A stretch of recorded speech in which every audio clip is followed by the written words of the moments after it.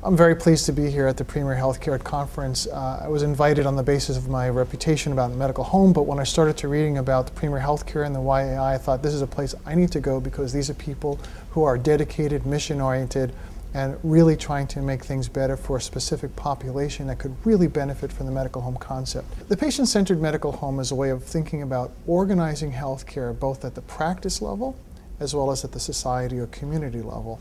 And it speaks to identifying a personal physician for every patient in a well-organized practice, supported by health information technology, but not technology in the sense of separating the patient from the clinical team, but actually engaging the patient with the clinical team to make sure that the system is organized around the needs of the patient and his or her family and is supported by this well-organized patient-centered medical home. It also talks about measuring quality and safety and making certain that as we do things, they actually improve quality and safety, and to improve the economics of healthcare because we know costs are escalating pretty significantly and we know that a lot of those costs are unnecessary.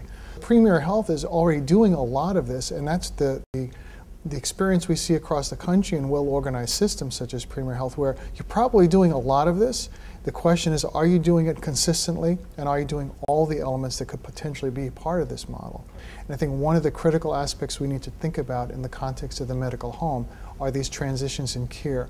When a child goes into adolescence and now needs an adult care provider from the physician community. And I don't think we do that very well, and the medical home may very well be a good model to help facilitate that. And what Premier Healthcare does as an organization internally could set an example for others.